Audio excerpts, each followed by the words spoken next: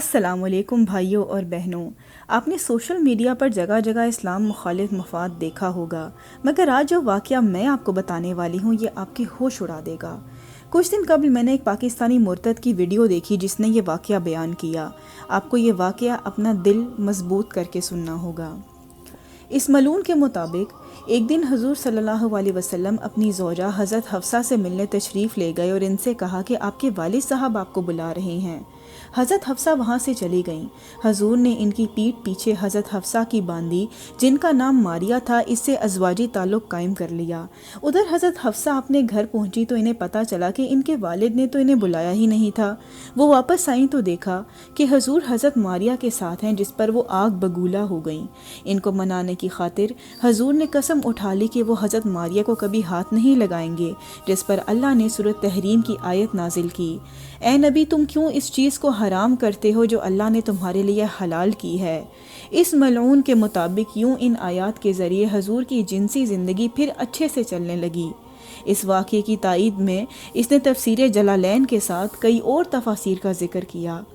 اب ظاہر ہے کہ تفسیروں کا حوالہ سن کر کوئی بھی مسلمان پریشان ہو سکتا ہے یا اس کا ایمان ڈگمگا سکتا ہے.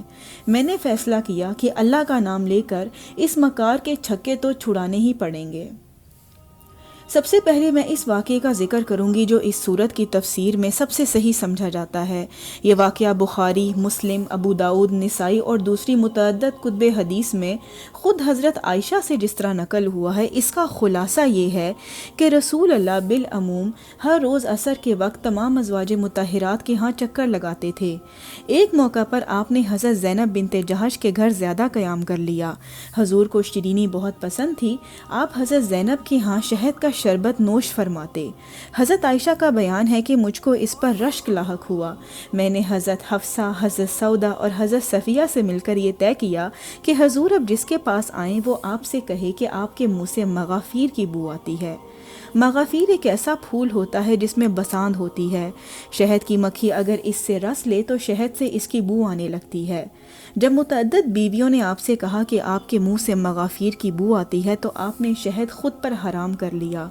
ساتھ ہی آپ نے اپنی ازواج سے درخواست کی کہ حضرت زینب کو یہ بات پتہ نہ چلے کہ کہیں اس بات سے ان کا دل برا نہ ہو. اس واقعے کی سچائی کو جانچیں تو پتہ چلتا ہے کہ اکابر اہل علم نے اس واقعے کو صحیح قرار دیا ہے. امام نسائی کہتے ہیں کہ شہد والے معاملے میں حضرت عائشہ کی حدیث نہایت صحیح ہے. ابو بکر ابن العربی بھی شہد ہی کے قصے کو صحیح قرار دیتے ہیں. حافظ ابن کثیر کہتے ہیں صحیح بات یہ ہے کہ یہ آیت شہد کو اپنے اوپر حرام کر لینے کے بارے میں نازل ہوئی ہے. اب ہم آ جاتے ہیں دوسرے واقعے کی طرف جو کہ حضرت ماریہ سے جڑا ہوا ہے. یہ واقعہ بھی کچھ مفسرین نے رقم کیا ہے، مگر اس کا سب سے بڑا مسئلہ یہ ہے کہ اس کی لڑی میں کچھ نامعلوم لوگ ہیں. یہ مرسلن روایت ہے جسے آپ ضعیف بھی کہہ سکتے ہیں. یہ واقعہ کسی صحیح کتاب میں موجود نہیں اور نہ ہی حضرت عائشہ نے اس کی روایت کی ہے جیسے کہ انہوں نے پہلے قصے کی ہے. مگر ہماری روایات میں جس طرح یہ واقعہ نقل کیا گیا ہے وہ اس ملعون مرتد کے بیان سے بہت مختلف ہے. قصہ کچھ یوں ہے کہ حضور روز عصر کے بعد اپنی ازواج سے ایک مختصر ملاقات کے لیے جاتے. یہ ملاقات کھڑے کھڑے ہوا کرتی. ایک روز آپ حضرت حفصہ کے گھر پہنچے تو آپ کو معلوم ہوا کہ حضرت حفصہ اپنے والد یعنی حضرت عمر سے ملنے گئی ہیں. وہیں پر حضرت ماریہ تشریف لے آئیں. آپ صلی اللہ علیہ وسلم ان سے گفتگو یا خلوت میں مصروف ہو گئے. اس دوران یا اس واقعے کے کچھ دیر بعد حضرت حفصہ کو پتہ چلا کہ حضرت ماریہ ان کے حجرے میں حضور سے ملی ہیں تو وہ بہت خفا ہوئیں. حضور ان کی دل آزاری کا ارادہ نہیں رکھتے تھے. ان کی دلداری کے لیے آپ نے ان سے فرمایا کہ میں ماریہ کو خود پر حرام کر لیتا ہوں، جس پر اللہ نے سورۃ تحریم کی پہلی آیت نازل فرمائی. اس واقعے میں بھی حضور نے حضرت حفصہ کو تلقین کی کہ باقی ازواج سے ذکر نہ کریں تاکہ حضرت ماریہ کی دل آزاری نہ ہو. حضرت ماریہ نہ صرف آپ کی باندی تھیں بلکہ آپ کے بیٹے حضرت ابراہیم کی والدہ بھی تھیں. اب اس واقعے کا موازنہ کرتے ہیں اس مرتد کے من گھڑت قصے سے.